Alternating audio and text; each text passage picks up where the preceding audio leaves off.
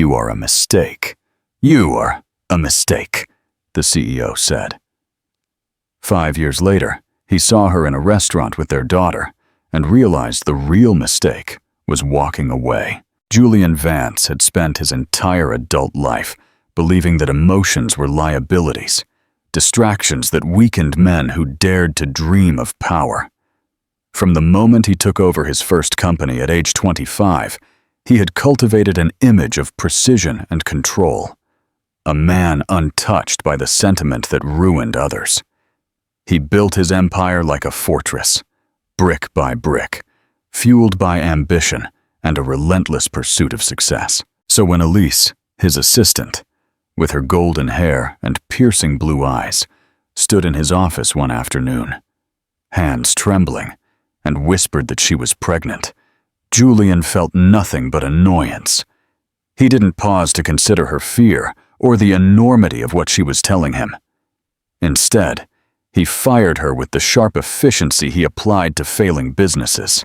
"You are a mistake," he told her coldly, his tone as flat as if he were terminating a contract.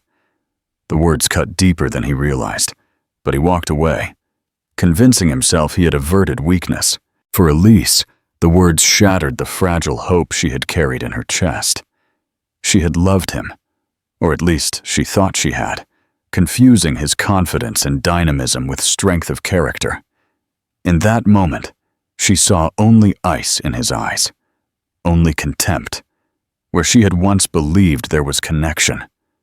Her knees nearly buckled as she left the office, tears burning at the corners of her eyes, but she refused to let him see her break.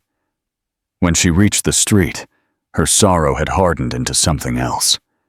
She touched her belly gently, feeling the slightest flutter of life within her, and vowed that she would not crumble, that no matter how painful the road ahead might be, she would carry this child with every ounce of strength she had. Elise's journey, forged by fire. In the weeks that followed, Elise's life began to fall apart, but she met each new challenge with quiet determination. Rent notices piled up on her kitchen counter. Her body ached from the long hours spent waiting tables to cover the bills, and fear plagued her every night as she lay awake staring at the ceiling. Yet, even as exhaustion consumed her, she pressed her hand to her stomach and whispered promises to the tiny being growing inside. She promised security, love, and devotion. Those whispers became her strength, turning her fear into resolve. Julian, meanwhile, barely thought of her again. He buried himself in board meetings, acquisition deals, and nights spent networking. He told himself he had averted a disaster, that Elise would fade into the background of his memory like a passing storm. But for Elise, life was already changing in irrevocable ways. The loneliness of carrying a child unsupported pressed heavily, but so did the miracle of it. Every doctor's appointment brought a new clarity. First, the gentle rhythm of a heartbeat that made her silently weep into her hands. Then, the powerful kicks that startled her in the middle of the night. Each milestone reminded her that she was no longer alone. She decorated a corner of her modest apartment with secondhand furniture, painting the old crib and sewing small blankets late at night. She had no one to lean on, but she was building something far more meaningful than the empire Julian worshipped. As her belly grew, Elise learned to walk with her head held high. She carried something purer than all their scorn inside her, the knowledge that she was bringing life into the world. By the end of those first months, Elise had already transformed. The fragile woman who had entered Julian's office, shaking with fear, was gone. In her place was someone stronger, forged in pain and sacrifice. She didn't need Julian's money or his approval. She had love, the kind of love that was fierce and unyielding, that would carry her and her child through whatever storms were yet to come. The birth of Anya. As her pregnancy months advanced, Elise found herself navigating a world that felt both hostile and miraculous. The restaurant she worked at became both a lifeline and a battleground. The hours on her feet made her ankles swell, but she trained herself to keep her chin up, focusing on the sound of her daughter's heartbeat. The day of the birth came on a cold, rainy night. Elise had been working a long shift when the contractions began. The hours blurred as she screamed, gripping the bed rails. There was no hand to hold hers. When the wail of her newborn daughter finally filled the room, Elise's sobs broke free in a torrent she couldn't control. The nurse placed a tiny, squirming bundle in her arms, and as she looked at the child's face for the first time, the world seemed to stop. The baby had a tuft of dark hair and eyes that slowly opened, revealing a brilliant, penetrating blue. Elise gasped, her heart painfully twisting. Those were Julian's eyes, clear as day, but softer, filled not with cruelty, but with innocence. She kissed the baby's forehead repeatedly, whispering through her tears, "Anya, my Anya." In that moment, all the loneliness and abandonment seemed to dissolve. The child in her arms was proof that she was not broken, not worthless, not a mistake. She had created life. She whispered vows only a mother could make. She would never let anyone hurt her daughter, and she would never, ever leave her. The meeting in the restaurant, while Elise's life was consumed by diapers, night shifts, and the tender chaos of raising a child alone, Julian Vance's world had grown into a gleaming empire. He had power, wealth, and influence, but beneath the shiny surface, a void plagued him. He lived in luxury, yet the silence of his apartment pressed down on him with a weight no success could alleviate. It was on a crisp autumn night when Julian entered an exclusive restaurant that would change everything. As the waiter served the wine, a sound cut through the polished murmur, the laughter of a child, bright, unrestrained, and painfully pure. He glanced across the room. At a table not far from his sat Elise, her blue eyes soft with a tenderness he hadn't seen in years. She was not alone. Beside her, perched on a chair too big for her small frame, sat a little girl. She was about 5 years old, with a cascade of dark hair and a pair of penetrating blue eyes that seemed to sparkle like twin flames. Julian's world tilted. The child was his portrait. The walls he had spent years building around himself cracked in a single heartbeat. He couldn't look away. He thought of the day Elise stood in his office, trembling as she told him she was pregnant, and his own cold response, "You are a mistake." The memory burned. As he looked at the child he knew was his, a wave of regret surged through him. This was the life he had thrown away. When Elise finally looked up, her eyes met his across the room. Her expression instantly hardened, the warmth vanishing. There was no surprise in her gaze, only recognition and a guarded strength that told him she had built a life without him. He was haunted by a truth he could no longer ignore. He hadn't cut out weakness when he left Elise. He had cut out his own heart. The fight for redemption. The next morning, Julian returned to the restaurant. He approached their table. "Elise," he began, his voice barely a whisper. "No," she said sharply. "You don't get to just walk in here and pretend you care." "She's mine," he whispered, looking at the child. "She is mine," Elise countered, her tone carrying defiance. "You made it clear years ago that you wanted no part of her life. You don't get to change your mind just because you finally saw what you threw away." "I was young. I was foolish," Julian said, his voice husky. "You thought I was a mistake," Elise cut him off, her words sharp as glass. "You remember that, because I remember it every single day. You can't erase that, Julian. You can't rewrite history just because your conscience suddenly woke up." "I just want to know her," he finally said, his voice cracking on the last word. Elise shook her head, her gaze firm. "You don't deserve her. She doesn't need the kind of love that can vanish with a signature. She doesn't need a man who chooses power over family. She has me. That is enough." Julian stood there, his pride in tatters. He was silenced by the truth. His power meant nothing here. Money couldn't buy back trust. Elise turned to her daughter, ending the conversation. "Go," she said quietly but firmly. "Go back to your world, Julian. Ours is better without you." He walked away, but the image of that little girl's eyes refused to fade. Julian knew he couldn't leave again. A new pursuit.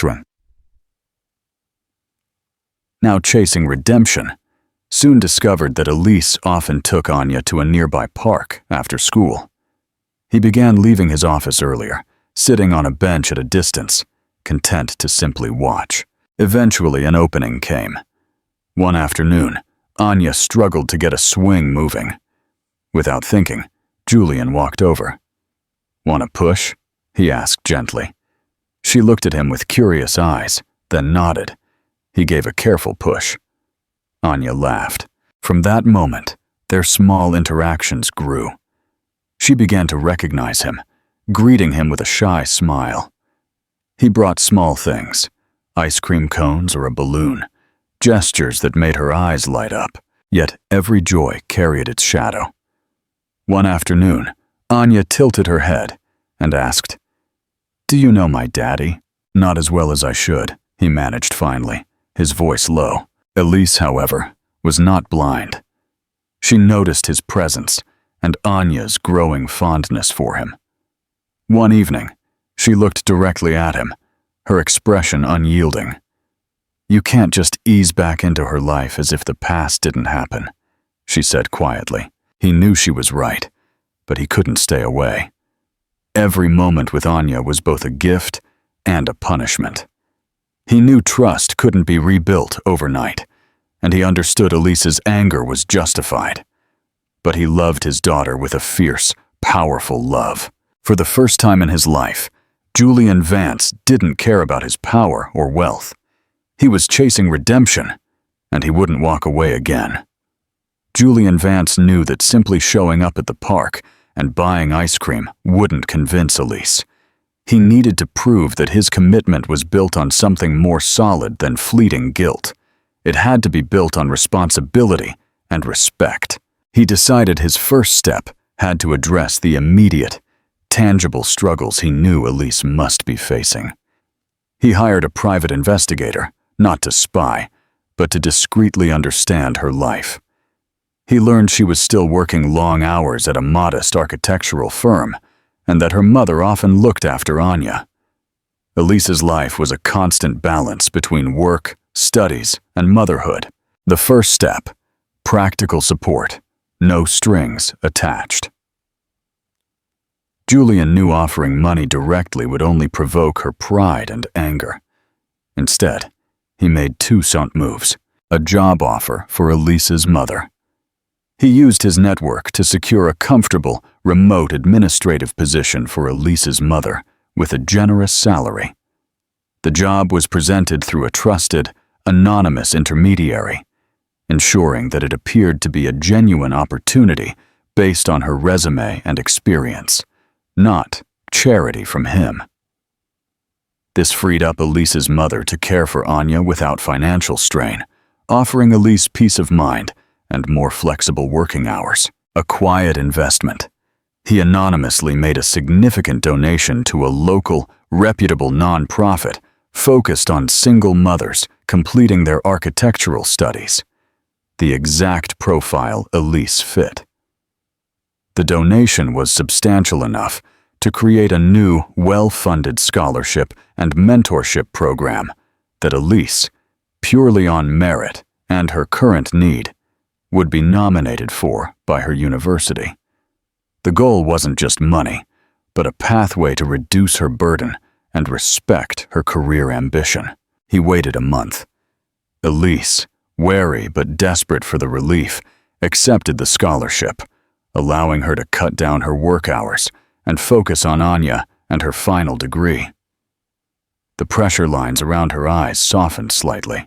The unexpected visitor one Saturday morning, Julian left the park early and found Elise sitting alone outside a small coffee shop, reviewing blueprints for a school project. He approached her table slowly, holding a fresh cup of coffee, and placed it down without a word. "I didn't order this," Elise said, not looking up. "It's a peace offering," Julian replied, his voice calm. "I also know you got that new scholarship. Congratulations. You earned it." Elise finally lifted her eyes, sharp and assessing. "You know, because you're Julian Vance. You know everything." "I know that I was a coward, and you were brave," he corrected, ignoring the jab. "I also know I owe you a conversation that you have every right to refuse. But I need to say this. I will not bring my power, my money, or my last name into your life or Anya's life to cause trouble. I won't seek custody, and I won't interfere with the life you've built. That life is a masterpiece and it's yours." He paused, letting the statement, a complete surrender of his previous threats, sink in. "But I need to be a part of Anya's world. Not yours, not the world we broke, but hers. If you let me, I want to pay for her schooling, for her health, and set up a trust fund in her name that you manage entirely. No control from me, just provision. It's not a bribe. It's restitution for the 6 years of struggle you went through alone." Elise stared at him, searching for the lie she expected. She saw none. Only a humility she'd never witnessed in him before. "I don't need your money," she finally said, her voice strained. "I know you don't need it," Julian countered gently. "But Anya does. She deserves security. Don't punish her for my mistake. Let me simply be a resource for the life you already protect so fiercely." Elise looked down at her blueprints, then at the coffee. She thought about the endless night shifts, the moments of sheer panic when Anya was sick, the constant financial drain. She thought about the new, unexpected calmness in her mother's life. "If I agree to this," Elise said, her voice dangerously low, "you get to see her once a week, in public, with me present. And the minute you try to talk business or power, or try to take any credit for the life she has, I disappear. For good. You understand?" "Understood," Julian replied, meeting her gaze steadily. "And one more thing. I want to tell her the truth.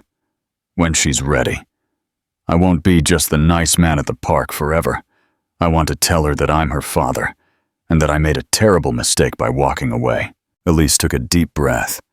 This was the hardest demand. "When I see that you've earned the right to say that, Julian. Not before. Until then, you are just Julian, and you never ever use the word mistake around her." He nodded, a flicker of raw emotion in his eyes. He had been given a chance. Anya's questions. The new arrangement was stiff and awkward at first. Julian arrived precisely on time every Saturday, often at the local children's museum or a large park away from the one they usually frequented. He didn't bring expensive toys. He brought patience and an eager mind. He listened to Anya talk about her drawings, helped her build elaborate towers, and patiently answered her endless stream of why questions. Elise watched, a silent, unmoving guardian. One Saturday, Anya was drawing a picture of her family, her, Elise, and her grandmother. She looked up at Julian, holding the crayon. "Julian," Anya asked, her blue eyes wide, "why don't you have a family in my drawing?" Julian froze. He looked to Elise, a silent plea in his eyes. Elise, after a long, assessing moment, gave a slight, almost imperceptible nod, a tiny, fragile sign of trust. "Well, Anya," Julian said softly, kneeling to be at her eye level. "Sometimes, grown-ups make choices that are very confusing. I spent a long time being very focused on my work, and because of that, I missed out on a lot of things.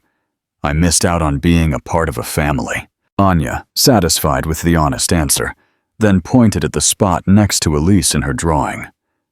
"Will you be in my family, Julian?" Julian looked at Elise, who was now staring at a distant fountain, allowing him this moment. "I would like that very much, Anya," Julian said, his voice thick with emotion.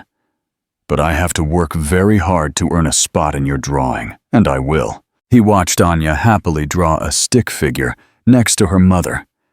It wasn't him yet, but it was a space waiting to be filled. The greatest deal of Julian Vance's life was just beginning, and he knew he had to earn every single term. Anya's questions. The new arrangement was stiff and awkward at first. Julian arrived precisely on time every Saturday. He brought patience and an eager mind.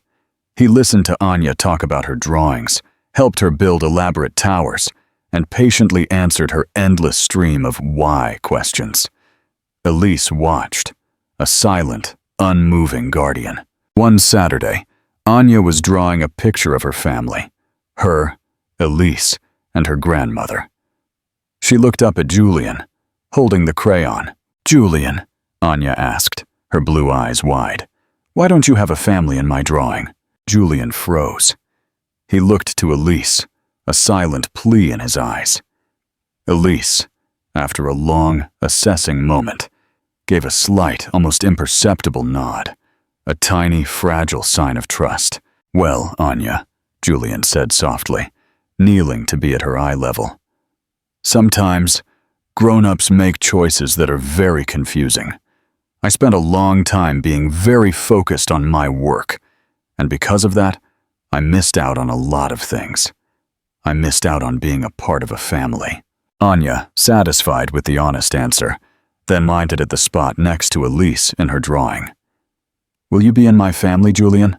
Julian looked at Elise, who was now staring at a distant fountain, allowing him this moment. "I would like that very much, Anya," Julian said, his voice thick with emotion.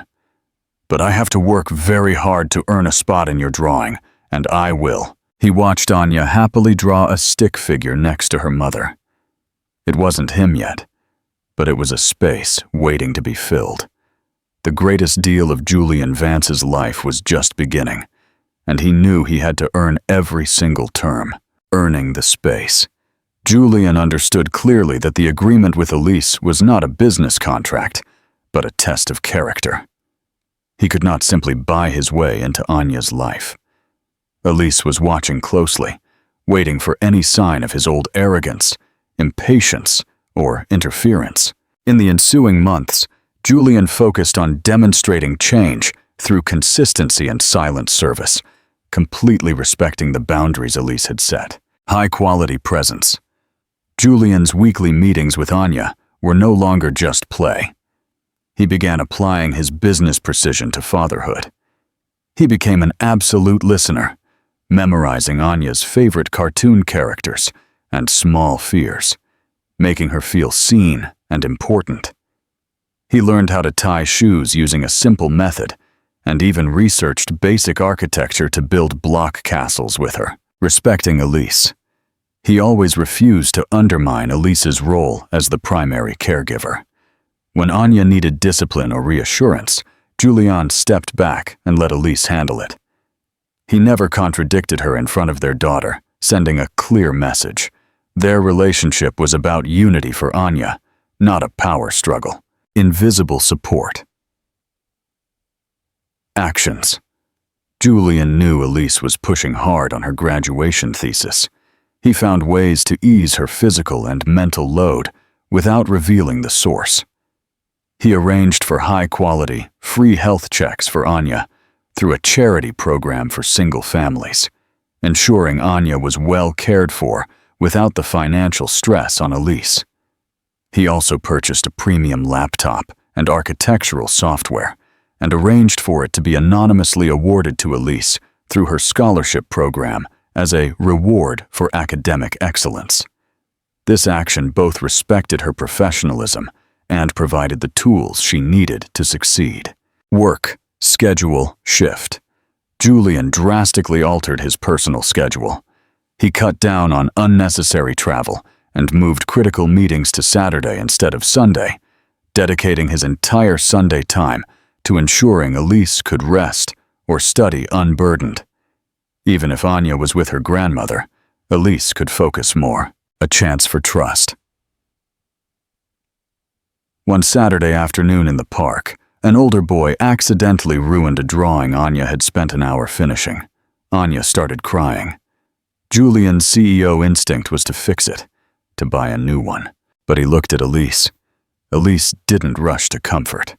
She sat still, giving Anya space for her emotions. Julian followed her lead. He sat down next to Anya, saying nothing, simply placing a hand on her back. When Anya had calmed down, she looked at the torn drawing. It's a mistake, Anya sniffled. Julian remembered his past words to Elise. He turned to his daughter, with the patience and sincerity he had never given anyone in business. Anya, he said softly, kneeling to her eye level. Nothing is ever a mistake. It's an accident, and it makes us sad. But what can we do with these pieces? We can use them to make something new, something beautiful. Everything can be fixed or rebuilt, just in a different way. He took the pieces and helped Anya glue them into an abstract collage, creating a small lesson in restoration that Elise overheard every word of. As they were preparing to leave, Elise walked closer to Julian. This was the first time she had initiated conversation with him without Anya present. Julian, Elise said, her gaze slightly softer. That computer gift, it was unnecessary, but I used it. Thank you. I finished my thesis draft last night. Julian felt a deeper sense of satisfaction than any $1,000,000 deal. I didn't do it to be thanked, Elise, he replied genuinely. I did it to make amends to the woman I once called a mistake. I'm sorry I delayed your career path. This is the only way I know to honor your effort. Elise nodded, accepting the apology not spoken, but delivered in quiet service. I'm going a step further, Elise said after a moment of silence. My thesis defense is next month at the university. I need a sitter. My mother will be traveling for 2 days. Would you like a chance to officially be a father for a few hours? Julian felt his heart pound. This was a monumental leap of trust. I'll be there, he replied seriously, and I won't let you down. How do you think Julian should prepare for this first official fatherhood opportunity with Anya? What does he need to do to pass this test? Julian knew this wasn't just babysitting. It was a test of his reliability and his ability to be present. This was the first time Elise was willingly giving him unsupervised time with Anya, and he couldn't afford a single misstep. He needed to prove he was a safe harbor, not a distraction. Julian's preparation. Julian approached the opportunity with the same meticulous planning he would use for a corporate acquisition. Only this time, the goal was not profit, but trust. The environment. He offered to watch Anya at her own small apartment. He understood that familiarity and routine were critical for a 5-year-old. He ensured his own high-rise apartment remained off-limits, recognizing that disrupting Anya's environment or showing off his wealth would violate Elise's boundaries. The schedule. He asked Elise for a detailed rundown of Anya's routine, meal times, preferred snacks, specifically the brand of applesauce she liked, nap routine, bedtime rituals, and emergency contacts. He wrote it all down in a small, non-executive notebook and committed it to memory. The supplies. He bought a small, high-quality first aid kit and reviewed basic child safety protocols. He discreetly stocked Elise's fridge with Anya's favorite healthy foods, ensuring she wouldn't have to worry about grocery shopping when she returned. He didn't buy new expensive toys, but he did buy replacement parts for a worn-out building block set Anya had mentioned was missing pieces the day of the defense.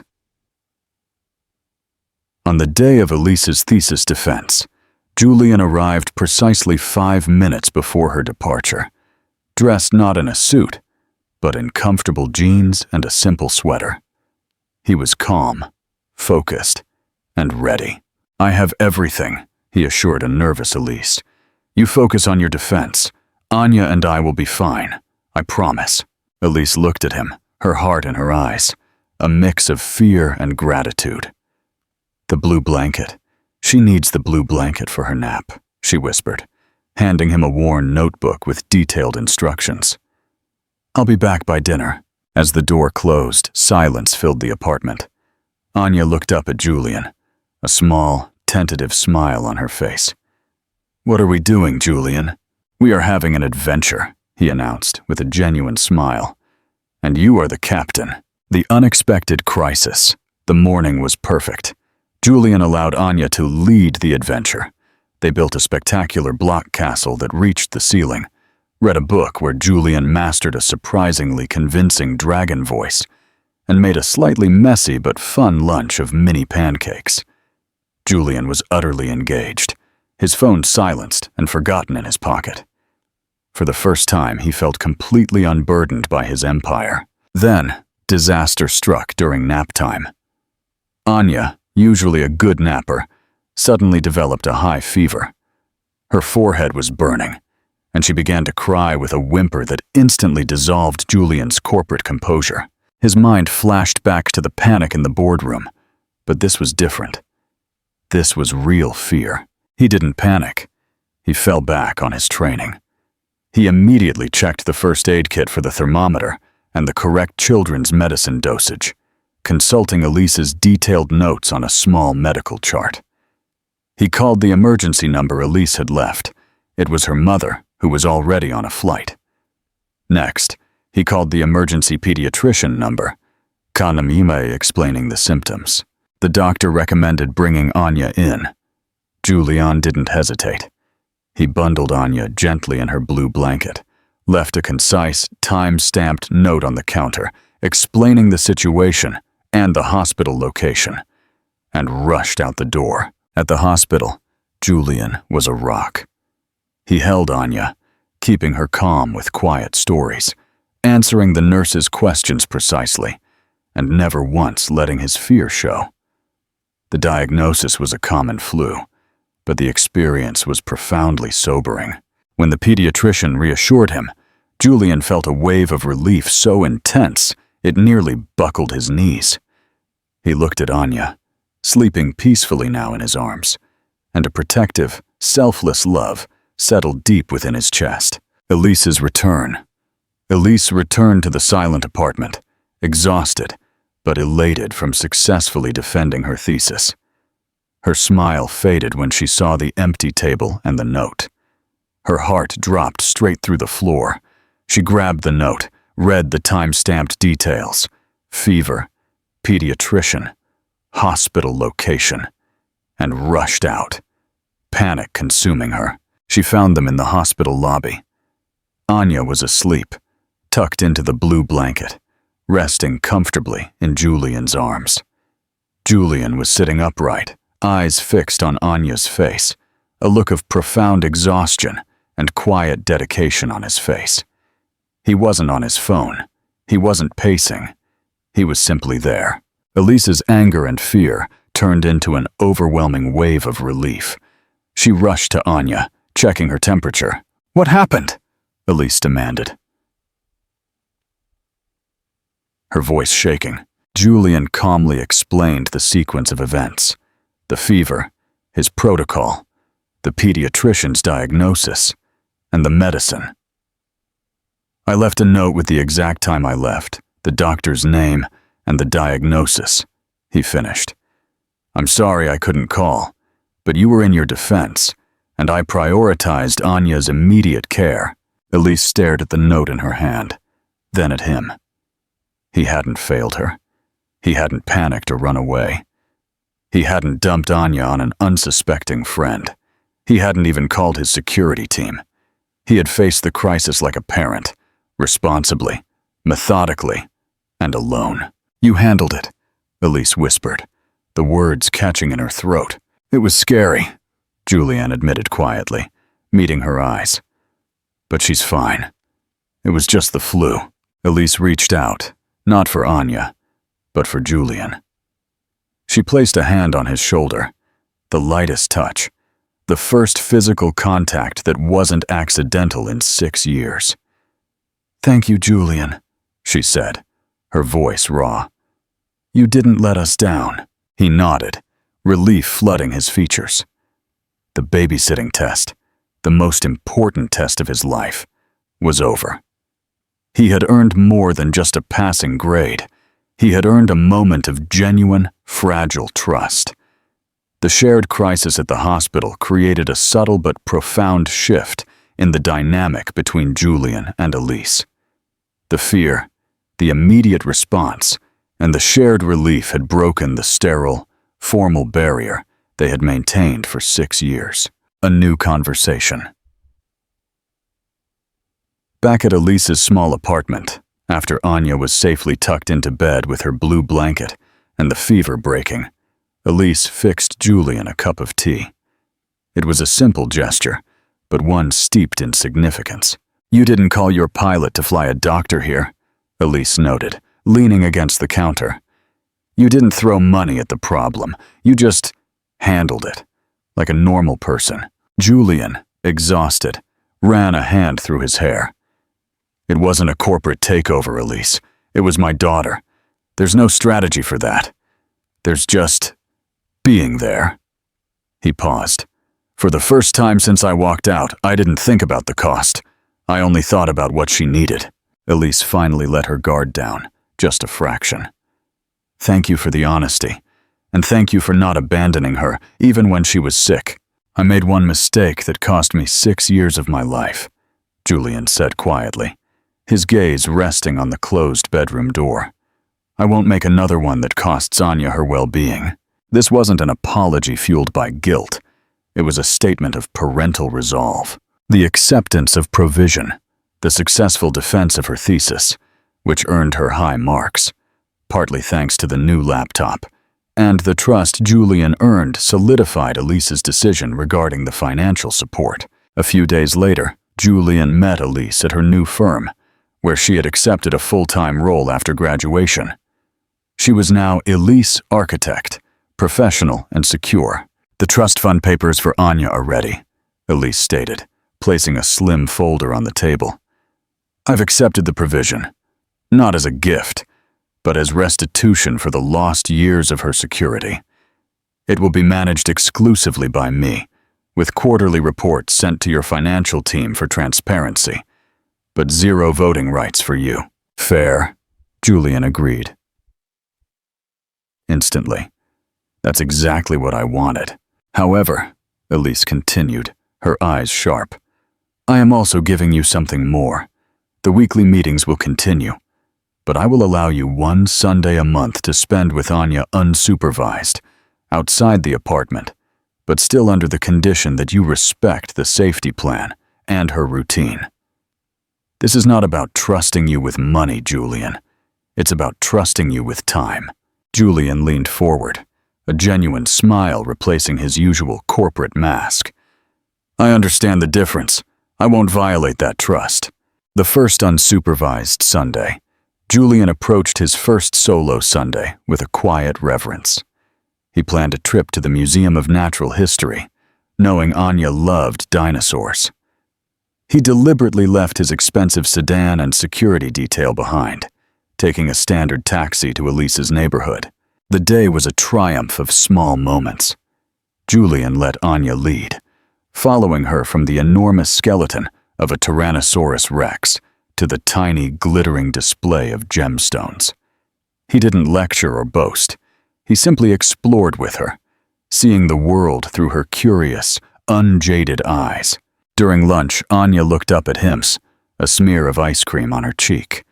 "Julian," she said, matter-of-factly, "do you like being with me?" The question cut through Julian's armor. He didn't hesitate. "Anya, being with you is the best part of my entire week. I love spending time with you." "Me too," she chirped, and the simple statement was worth more than his entire net worth. When he returned Anya home, she gave him a quick, enthusiastic hug, a new development that made his chest ache with fierce joy. Elise was waiting. She didn't ask about the details of the day, only, "Did you stick to the plan?" "We stuck to the plan," Julian confirmed, returning her serious look. And she was perfect. As Julian walked away, Elise watched him. He looked different. His steps were lighter, his posture less rigid. He was still the CEO, but the weight of his guilt was visibly less. She realized he wasn't just playing the role of a father. He was becoming one. The coldness she once saw was slowly melting, replaced by a warmth reserved solely for their daughter. Elise knew the road was long, but for the first time, she saw a path where Anya could have two strong, if separate, parents. A path where Julian Vance could genuinely earn his space in Anya's drawing. Julian realized that while he was earning Anya's trust through playtime, he was still interacting with Elise only as a business partner in co-parenting.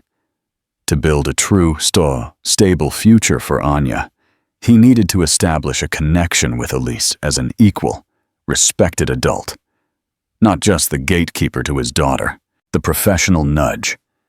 Elise had just successfully defended her thesis and started a new job.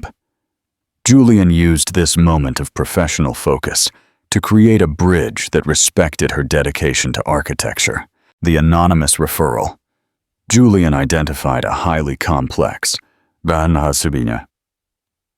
creative social housing project being tendered by the city, exactly the type of community-focused architecture Elise specialized in. He used his deep-seated connections, not to give her the contract, but to ensure her small firm was invited to bid, and that her proposal, which he discreetly reviewed from an executive summary given by his contacts, received genuine, serious consideration, ensuring a level playing field. The follow-up note. A week after the bidding closed, he sent Elise a simple professional email using his personal non-CEO address. Subject line: Urban Planning. The body contained a single, insightful question about a complex zoning issue he knew she addressed in her thesis, along with a link to a high-level academic paper on the topic. It was a gesture that said, "I see your work, and I respect your mind." Elise was initially suspicious of the email, but the zoning question was genuinely intriguing. For the first time, she replied, not with guarded parental instructions, but with a brief, professional response outlining her opinion and citing her sources. The thread ended there, but the door to intellectual respect had opened, a shared moment of responsibility. The shift in their dynamic was tested one Tuesday evening. Anya woke up with a bad case of separation anxiety after a nightmare, just as Elise was on a video conference call for the social housing bid, a call she absolutely couldn't miss. Elise's initial instinct was to rush to Anya, but she saw the new high-end monitor Julian had anonymously provided, and the importance of the call. In a moment of sheer desperation and trust, she did the unthinkable. She texted Julian, who was in the middle of a late-night call from Tokyo. "Elise, Anya woke up from a nightmare. She needs 5 minutes of distraction. I can't leave this call. Can you talk to her?" Julian's heart hammered. He immediately excused himself from the Tokyo meeting, a move that baffled his board, and called Elise's landline. "Hi, Captain Anya." Julian's voice was calm and steady when Anya finally picked up, whimpering. "I heard you had a tough mission with a nightmare monster. I need your help. My skyscraper model just collapsed, and I need a genius architect to tell me how to build it stronger." For the next 5 minutes, Julian didn't talk about monsters or comfort. He talked about rebar, foundations, and load-bearing walls, drawing Anya into a world of engineering and problem-solving. Anya's sobs turned into sniffs, and soon, she was explaining the proper way to distribute weight on a roof. When Elise finally took the phone back, Julian simply said, "Crisis averted. Her foundation is secure." Elise hung up. She walked into the living room and hugged Anya tight. Later that night, she texted Julian. "She slept peacefully. Thank you for building a foundation instead of just fixing a mistake." This act of shared, immediate responsibility, where Julian provided stability for Anya and indirectly protected Elise's professional opportunity, cemented a profound understanding between them. It was a step toward viewing each other as allies in life, not just co-parents. The invitation. A few weeks later, Elise received a letter confirming that her firm had won the social housing contract. The project was monumental for her career. That same evening, Julian received a short, formal text from Elise. Elise, I won the bid. It's a huge step for the firm. I'm taking Anya to the city botanical garden this Sunday. It's a place I love. I'd like to share it with the person who helped keep my path clear. You may join us. This is not a co-parenting session. It's just Sunday. Julian read the text 5 times. It wasn't an instruction. It was an invitation. Not an invitation to see his daughter, but an invitation into her space, her joy on her terms. It was the highest sign of trust she had offered yet. Julian didn't reply with enthusiasm or an overly emotional response. He replied with the simple, respectful clarity that she now expected. Julian, I will be there. Congratulations on your contract. I look forward to the garden. Julian knew this Sunday was different. He wasn't going as the nice man at the park or the sitter. He was going as Julian, the man who was rebuilding his life, brick by emotional brick, and who had just been granted permission to walk, side by side, on the same path as the woman he once tragically misjudged. Julian understood this Sunday was a dual-focus mission. He wasn't there to negotiate a business deal, nor was he there solely as Anya's nice friend. He was there to solidify the adult-to-adult truce with Elise. Focus on Elise, the subtle shift. Julian's goal was to communicate, through action, that he saw Elise as more than just Anya's mother. The acknowledgement. Julian didn't bring flowers for Elise. Two romantics are aggressive. Nor did he bring an expensive toy for Anya. Too easy transactional. Instead, he brought a small, beautifully bound notebook and a high-quality mechanical pencil. A gesture acknowledging her achievement and her new professional life as an architect. He handed it to her simply, saying, "For the big ideas the new contract will bring." It showed he remembered, respected, and supported her career, not just her parenting. The shared observation. While Anya was happily distracted by a flower bed, Julian initiated conversation not about Anya, but about the environment. He might comment on the garden's design, the use of space, or the way the architecture of the conservatory complemented the foliage. This leveraged their shared professional background, architecture/design, and allowed them to interact on an intellectual, peer level for the first time. Active listening without interruption. When Elise spoke about the gardens, her contract, or even just her general day, Julian practiced the art of genuine curiosity. He asked open-ended, non-judgmental questions, allowing her to lead the conversation and ensuring he spent more time listening to her than talking about himself or his world. This was a clear break from his old CEO habit of dominating every exchange. Focus on Anya. Normalcy and presence. The core rule remained.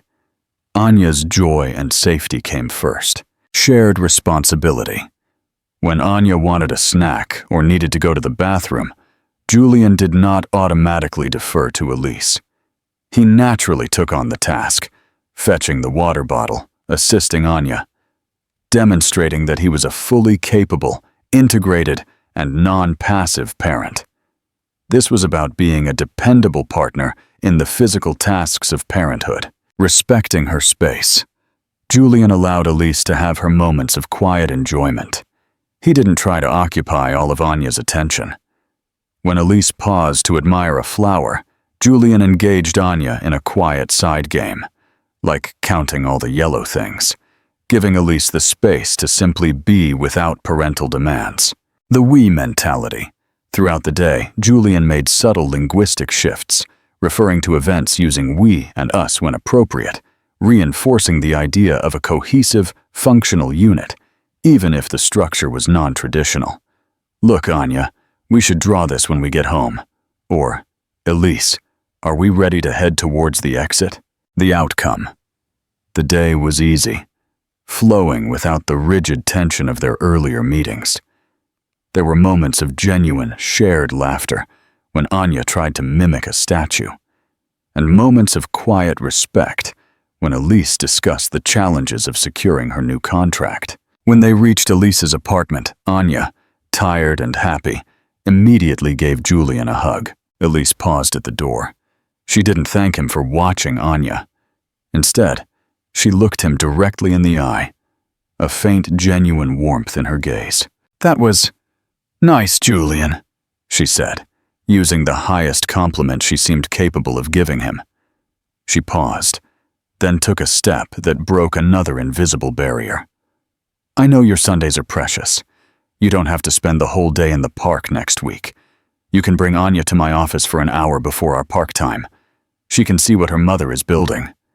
And maybe," she added, a hint of a smile touching her lips, "you can see that the project is sound." This was the true victory. Elise wasn't just letting him in. She was inviting him into her professional world, treating him not as a dangerous ex, but as a respected colleague who might genuinely care about her success. Julian knew the visit to Elise's office was less about the architecture and more about establishing respect for her professional identity. His objective was to demonstrate that he saw her as a formidable peer, not just a struggling single mother. Preparation. CEO mindset. Father's heart.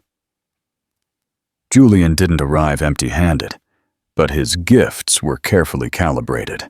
For Anya, he brought a small, high-quality set of architectural stencils and a drafting pencil, treating her not as a child to be entertained, but as a budding designer. For Elise, he brought nothing physical. Instead, his gift was knowledge and validation. He spent the previous evening reviewing the city's public records on the social housing project and preparing 3 insightful, non-intrusive questions about potential logistical hurdles he knew her firm would face. The office dynamics. The small, bustling architectural firm was a world away from Julian's glass towers. When Julian arrived, he directed his first moments of attention entirely to Elise, setting the tone for their interaction as equals. "Congratulations again, Elise," Julian said, his voice carrying genuine weight. "This project is exactly the kind of impactful work you were meant to do." He ensured he made eye contact with her partners and staff, giving a subtle, unspoken sign that Elise's success was significant. While Anya was settled at a drawing table, happily using the new stencils, Julian spoke to Elise. "I looked into the specific land use history for the North Sector," he said, lowering his voice to a peer-to-peer level.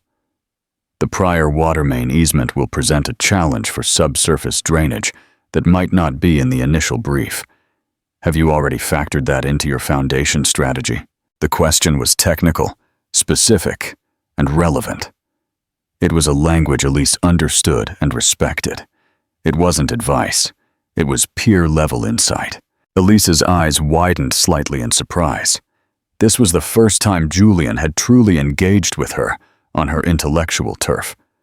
I haven't finalized the deep foundation plans yet. That's a valid point. We'll need a contingency for rerouting," she conceded, a flash of professional admiration replacing her habitual skepticism. Julian didn't gloat or press the point. "It's a solvable problem," he simply stated, nodding. "The firm is clearly in good hands. I'm impressed." The role reversal later. One of Elise's partners approached Julian, clearly recognizing the famous CEO. He began asking Julian about market trends and investment. Julian subtly but firmly redirected the conversation, turning the spotlight back to Elise. "You'd have to ask Elise about the real strategic vision," Julian interjected smoothly. "She's the architect who designed the solution. My job is merely capital allocation. Hers is creation." This was a pivotal moment. Julian, the master of power and control, had used his influence to elevate Elise in front of her own colleagues, validating her authority and skill. When it was time to leave, Elise walked Julian to the door. "You didn't need to do that," she said quietly, referring to the conversation with her partner. "But thank you. It made a difference." Julian looked at her, his expression sincere. "I meant it, Elise. You are exactly where you are supposed to be. And Anya is incredibly proud of the structures her mother builds." He paused, then added a new layer to their agreement. "Next week is my unsupervised Sunday. I'd like to take Anya to a model train show I used to go to as a boy, but I also need to make a quick stop at the office beforehand. Just 30 minutes. I promise it won't interfere with her day. I won't have her wait in the car. She'll be with me. Is that acceptable?" Elise considered this request for controlled integration into his world. He was inviting her to trust him with his professional life, just as she had invited him into hers. "As long as she doesn't learn any new corporate jargon," Elise said, a genuine smile finally reaching her eyes. "Deal, Julian. I trust you to keep her safe from spreadsheets." The fragile truce had evolved into a functional alliance built on mutual respect, a bridge capable of supporting both their professional lives and their shared love for Anya. Julian's plan for the 30-minute stop at his office isn't about business. It's about redefining his world for Anya. He knows Elise is testing his ability to prioritize Anya over his empire, even on his home turf. The goal: a new foundation for trust. Julian's objective is to show Anya that his work is not a cold, abstract thing, but a place where her father belongs, and more importantly, to show Elise, through Anya's reaction, that his powerful world won't overshadow her. Preparation. The Anya-sized office. Prior to Sunday, Julian orchestrated a subtle transformation of his executive floor. The pool creation corner. Julian removed a priceless abstract sculpture from a prominent corner of his office and replaced it with a large, low table set up with high-quality building blocks and architectural drawing paper. It was a visual declaration that his daughter's world was now more important than his art collection. The welcome team. He instructed his executive assistant to be present, but entirely focused on Anya's comfort. The assistant was told to offer Anya juice and a small, healthy snack, and to address Julian only as Julian, maintaining the non-corporate parental atmosphere. The presentation. Julian prepared one single visual aid, a framed professional rendering of a sustainable community playground design. Not one of his projects, but one he commissioned anonymously and intended to donate to a vulnerable community. The visit, a lesson in legacy. On Sunday, after their visit to the model train show, Julian brought a wide-eyed Anya into his high-rise office. The office was quiet and immense. Anya immediately gravitated toward the building block table. Julian knelt beside her, ignoring the sweeping city view that usually defined his power. "Anya," Julian said softly, "this is where I work. It can be a very serious place, but I want to show you the most important thing I do here." He led her to the playground rendering. "This is a blueprint," he explained. "It's a design for a place where children can play safely and build new memories. I don't design buildings anymore. Now, my job is to help the people who do design beautiful things, like your mommy." Anya, recognizing her mother's domain, looked up. "Like mommy's buildings?" "Exactly," Julian confirmed. "Your mommy builds structures that help people live and work. My job is to make sure those ideas get the funding and the support they need. Your mommy is the creator. I'm just the foundation builder." He then presented her with the final piece of his plan. He carefully placed the commission check for the playground design, signed and ready to be donated, next to the blueprint. "This check is the money that will build this playground," he told Anya. "And because your mommy is the greatest builder I know, I want you to give this check to her. It's a project that needs a strong architect to supervise it. Will you be my messenger?" Anya's eyes shone with the importance of the task. I'm a messenger. The final step for Elise. When Julian returned Anya home, he handed Elise the check and the playground blueprint. Elise looked at the substantial amount on the check, then at the details of the community playground, a non-profit venture. She understood the message immediately. Julian was using his wealth and power for constructive, selfless good, and he was using it to elevate her as a professional partner, not a dependent. This is a significant project, Elise said quietly, her professional guard returning. Why me? Because you know the community needs, and you have the talent for social impact design, Julian replied, without a hint of salesmanship. It's an offer for your firm. I would consider it an honor if you took it. It's not attached to the trust fund. It's a genuine job. From one professional to another. Elise looked at the check, then at Julian. He had faced his demons and brought his world to her feet, not in conquest, but in service. The CEO who once called her a mistake had just offered her a professional partnership rooted in shared values. I'll review the proposal on Monday, Elise said, a slow, genuine smile spreading across her face. But thank you, Julian. Thank you for showing Anya that your world isn't just about steel and glass. As Julian walked away, he knew he hadn't just bought a partnership or earned a hug. He had finally redeemed the word power in his life, transforming it from a tool of exclusion into a tool of service and connection. The man who once chose ambition over love had finally learned that his greatest legacy was not the empire he built, but the love he fought to rebuild.